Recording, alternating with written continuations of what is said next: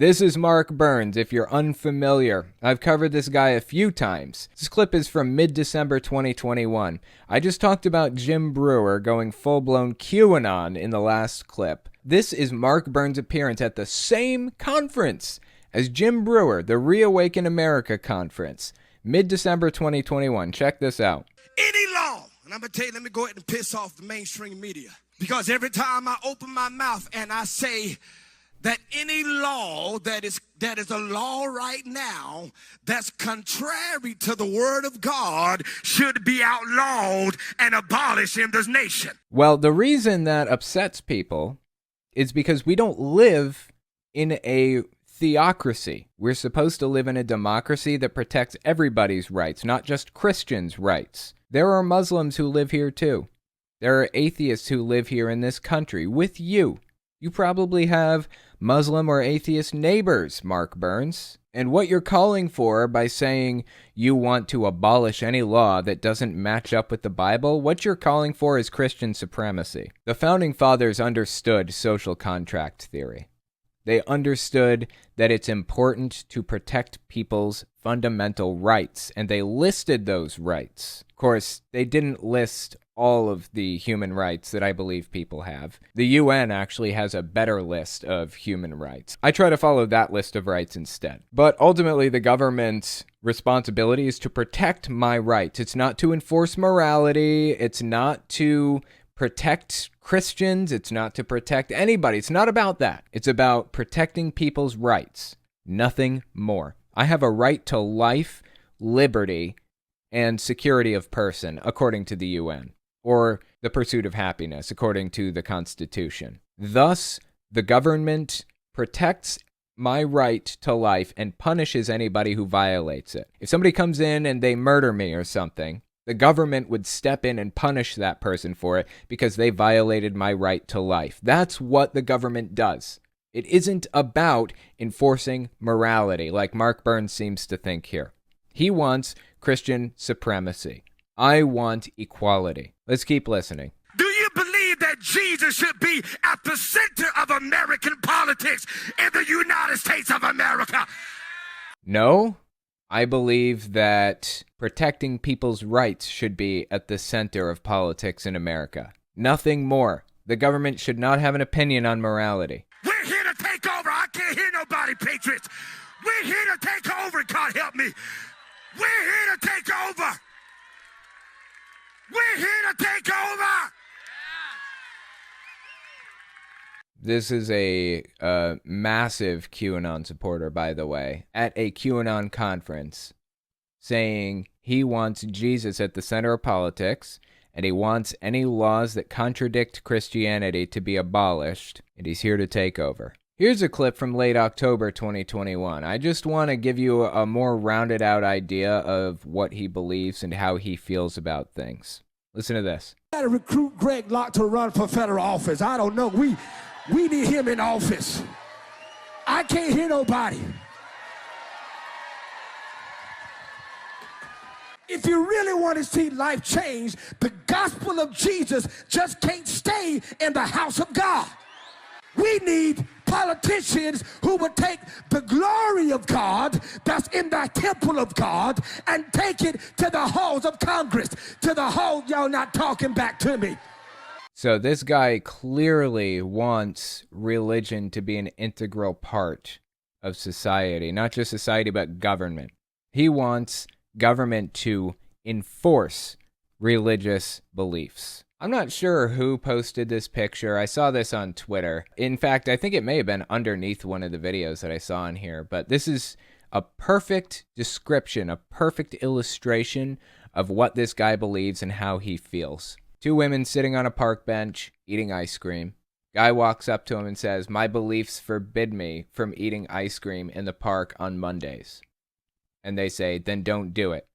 And he says, "You don't understand. As I believe that, you also are forbidden to do so." This is how the religious treat others. Fundamentally, that's the problem.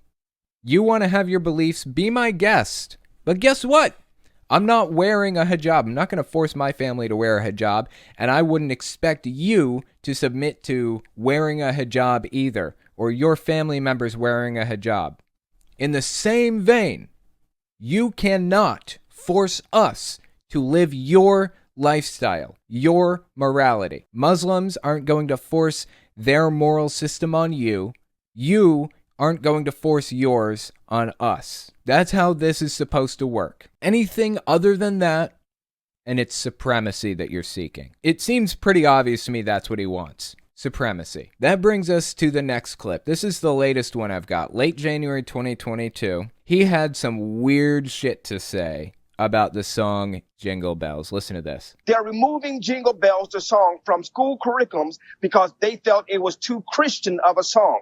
This is a direct attack on us Christians, a direct attack on our faith. You know, honestly, I may automatically believe that some school district yanked the song from their roster if he had picked anything except Jingle Bells. When I was growing up, I was a Jehovah's Witness, a little kid. I was probably 10. Jingle Bells was the only winter song I was allowed to sing as a young Jehovah's Witness in music class because it isn't religious at all. It's not a religious song. Jehovah's Witnesses were okay with me singing Jingle Bells, but not Santa Claus is Coming to Town or any of the others that have religious undertones or overtones. So the fact that he's saying Jingle Bells very specifically was removed from schools, music classes, or curriculums or whatever is complete nonsense. I don't believe for a second that any school has removed Jingle Bells because it's too religious. Point out the religious part of it for me, please. Fuck it. You know what? Let's look up the lyrics to Jingle Bells. See if we can figure out what's religious about it. Jingle bells, jingle all the way. Oh, what fun it is to ride in a one-horse open sleigh. Hey, jingle bells, jingle all the way. Oh, what fun it is to ride in a one-horse open sleigh. I have a way of killing the vibe when I read lyrics, don't I? Yeah, it's just repeated over and over and over again. That's it. There is nothing religious about the song Jingle Bells. Nothing! There is nothing religious about it. So the fact that he's sitting here telling me some school removed it for being too religious is complete bullshit. I do not believe him for 1 second. If I'm wrong, I will admit it. I will pin it to the top if somebody comments with a source proving some school district removed it for being too religious. But I deeply doubt it. I'm so confident that he's lying about this. I'm putting it on record. I don't believe it, and I will eat 10 Nutter Butter peanut butter sandwich cookies, double nutty, on the next clip that I put out as penance for being wrong on this, if somebody can prove me wrong. Attack on our faith and our schools and our homes. Trying to come up with things that it's an attack on. How many things are you going to list? Schools, homes, what was it? And our schools and our homes and our society.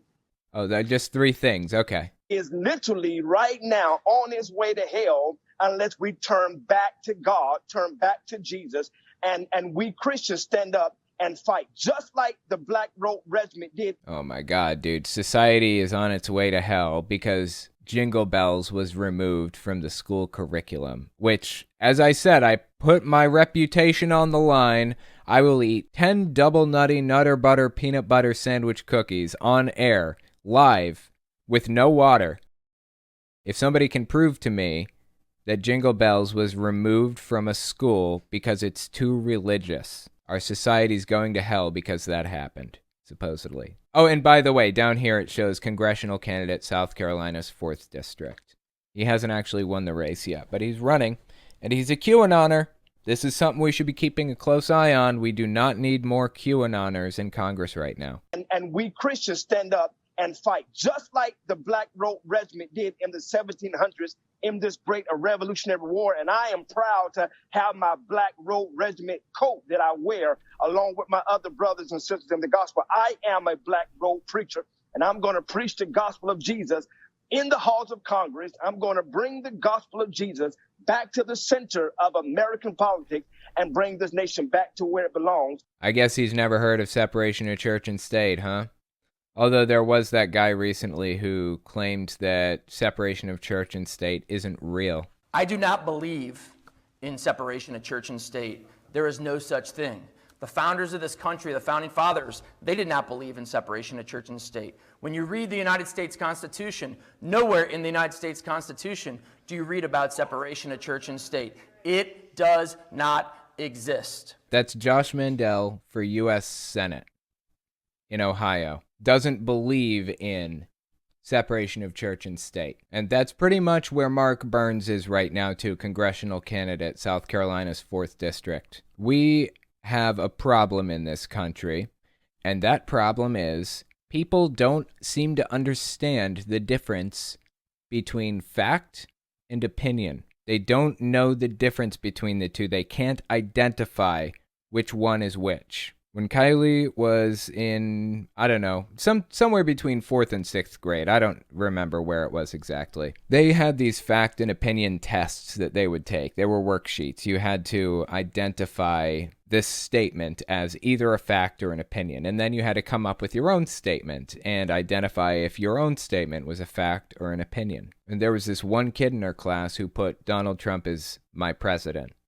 as a fact. He put that down as a fact. Luckily, in that case, the teacher marked it wrong, because as much as you would like Donald Trump to be your president, he wasn't at that moment. The point is, we need more of those tests. In fact, I don't want people to move on to the next grade until they can flawlessly pass those tests. The fact that they aren't giving those tests every year of people's school career seems to be leading to people like this. It's leading to people like Josh Mandel in Ohio. You don't believe in separation of church and state? I don't give a shit if you believe in it or not. God is something that you believe in because there's no evidence to back it up. You need faith for that. And that's okay, you know? You have faith in God, that's fine with me. I have no problem with that. But you need to understand that it's an opinion, not a fact. There's a difference between the two, and the fact that people can't recognize that difference is concerning to me. Separation of church and state is well documented. Thomas Jefferson wrote about it extensively. It is in the Constitution under the Establishment Clause. The Establishment Clause calls back to a longer conversation Thomas Jefferson had with Danbury Church on the subject. Promised Danbury Church in Connecticut that the government would not interfere with what was going on there. There would be a separation between the church and the state. They wouldn't get involved in each other's goings-on. That's what separation of church and state is. This guy doesn't seem to fucking believe in it. Mid-November 2021, this clip came out by Mark Burns on Real America's Voice. Check it out. I'm excited about the growing movement, especially here in the 4th District of South Carolina, of people who are identifying themselves as just Christian conservatives, right? We got to take it back to the gospel of Jesus Christ. And I believe the people here in the 4th District of South Carolina are getting that. It's not just about being Republicans. It's about being a conservative Christian who believes this is a Christian nation, and any policy that is contrary to the word of God, we need to remove it from mainstream America and make it illegal. Well, you know, the first thing you'd have to remove is the freedom of speech clause. There is no room for freedom of speech in the Bible. The Bible never stood for freedom of speech. Never. Not once.